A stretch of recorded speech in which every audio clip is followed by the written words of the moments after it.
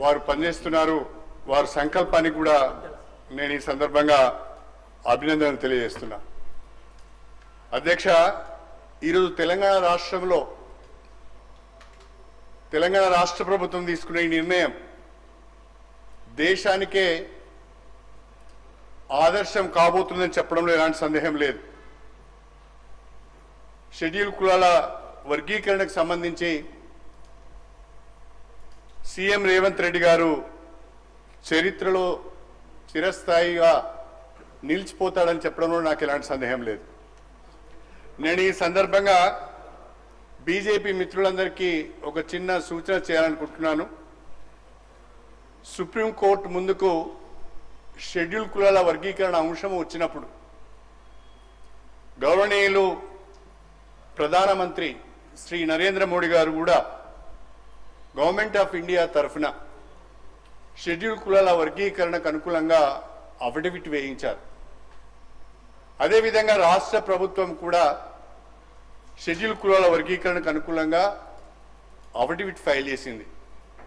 కేంద్ర రాష్ట్ర ప్రభుత్వాలు షెడ్యూల్ కులాల వర్గీకరణకు అనుకూలంగా అఫిడవిట్లు ఫైల్ చేయడం వలన సుప్రీంకోర్టు కూడా వర్గీకరణకు అనుకూలంగా తీర్పు ఇచ్చడానికి మార్గం సుగమమైంది. నేను ఈ సందర్భంగా బీజేపీ పార్టీని కోరుతున్నాను, సెంట్రల్ సర్వీసెస్లో కూడా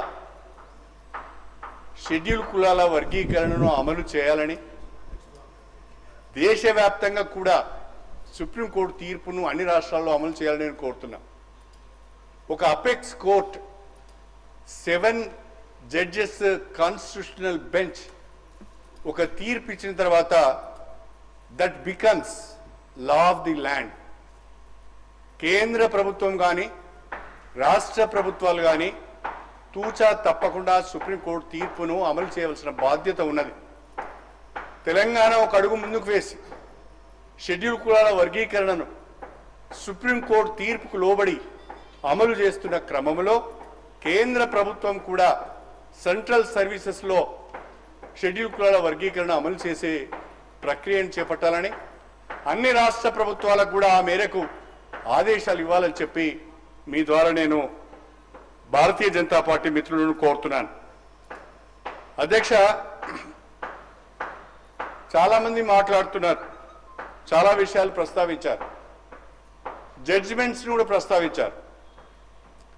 కానీ సుప్రీంకోర్టులో షెడ్యూల్ కులాల వర్గీకరణకు సంబంధించిన ఆర్గ్యుమెంట్స్ జరుగుతున్నప్పుడు అక్కడ కూర్చున్న న్యాయమూర్తులు కానీ ఆర్గ్యుమెంట్స్లో పార్టిసిపేట్ అయిన న్యాయవాదులు కానీ అన్ని రకాలైన జడ్జిమెంట్లను న్యాయస్థానం దృష్టికి తీసుకొచ్చారు. చట్టాలు కావచ్చు, రాజ్యాంగంలో ఉన్న నిబంధనలు కావచ్చు, షెడ్యూల్ కులాల పరిరక్షణకు సంబంధించిన అంశాలు కావచ్చు, ఆర్టికల్స్ కావచ్చు, అన్నిటిని కూడా సుప్రీంకోర్టు దృష్టికి తీసుకొచ్చారు. అవన్నీ విన్న తర్వాతనే, అవన్నీ పరిగణలోకి తీసుకున్న తర్వాతనే సుప్రీంకోర్టు ఈ చారిత్రాత్మకమైన తీర్పునిచ్చింది. సుప్రీంకోర్టులో ఉన్న న్యాయమూర్తుల కంటే మనము అంతకంటే గొప్ప న్యాయకోవిధిలో మనం కాం.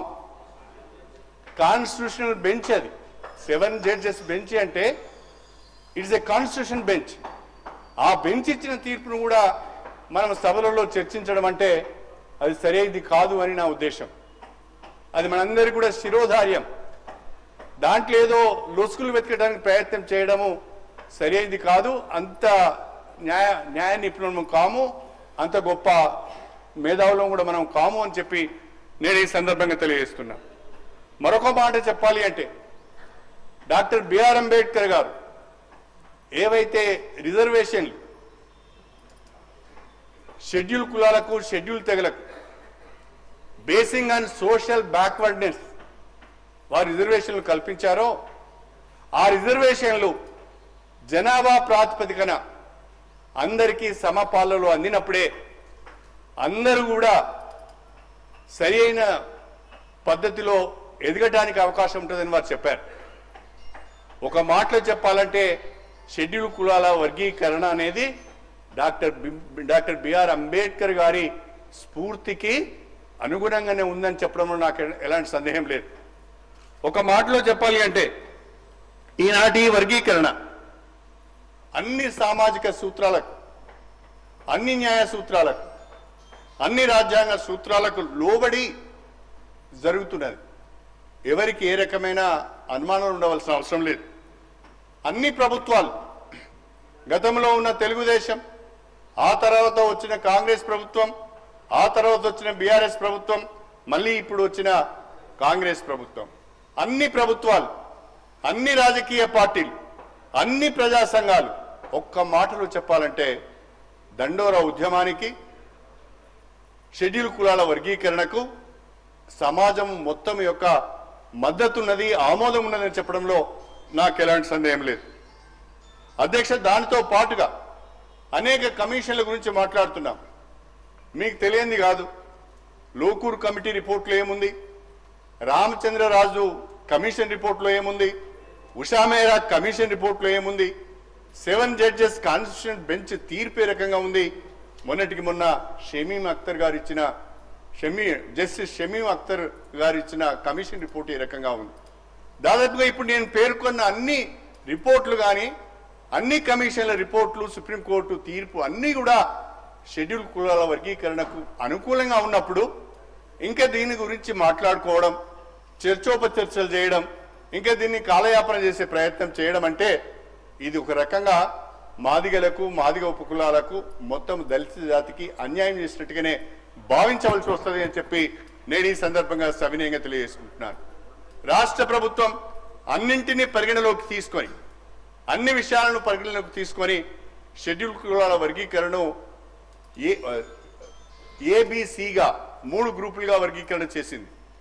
ఈ 3 గ్రూపుల వర్గీకరణ కూడా మేము సమర్థిస్తూ క్రీమీ లేయర్, సుప్రీంకోర్టు జడ్జిమెంట్లో పొందుపరిచిన క్రీమీ లేయర్ అంశాన్ని కేబినెట్ ఆమోదించకపోవడం మేము స్వాగతిస్తున్నాం. దాంతో పాటుగా ఒక విజ్ఞప్తి మాత్రం చేయాలనుకుంటున్నాను. వాస్తవంగా ఈరోజు రాష్ట్రంలో షెడ్యూల్ కులాల జనాభా 17.5గా ఉంది. రేపది 18% కూడా కావచ్చు.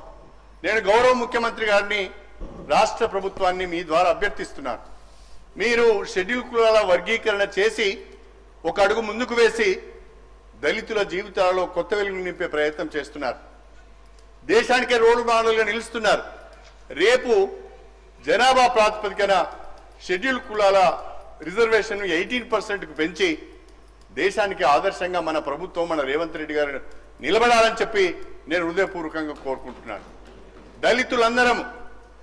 దళితులందరం కూడా రేవంత్ రెడ్డి గారి వెనుక ఉన్నాం, కాంగ్రెస్ పార్టీ వెనుక ఉన్నాం. చాలా రోజుల తర్వాత, 30 సంవత్సరాల సుదీర్ఘ పోరాటం తర్వాత ఈరోజు కళ సాకారం కాబోతున్నది. 1994లో ఈ ఉద్యమం ప్రారంభమైంది. 1994లో ఈ ఉద్యమం ప్రారంభమైన రోజున నేను ఈ శాసనసభలో మంత్రిగా ఉన్నాను. అదేవిధంగా ఇవాళ దీనికి చట్టబద్ధత కల్పించే రోజున కూడా నేను ఈ శాసనసభలో ఉన్నాను. 30 సంవత్సరాల ఈ సుదీర్ఘ దండోరా ఉద్యమంలో, ఎంఆర్పిఎస్ ఉద్యమంలో నేను ఒక కార్యకర్తగా పనిచేశాను, ఒక నాయకునిగా పనిచేశాను. అన్ని రకాల ఉద్యమానికి నేను సహకారాన్ని అందించాను. ఇన్ని రోజుల తర్వాత, అనేక మంది బిడ్డలు ప్రాణాలు కోల్పోయిన తర్వాత, అనేక మంది అనేక రకాలుగా నష్టపోయిన తర్వాత ఈరోజు షెడ్యూల్ కులాల వర్గీకరణకు ఒక పరిష్కారం లభించడం, అది చట్టరూపం దాల్చపోవడం చాలా సంతోషము.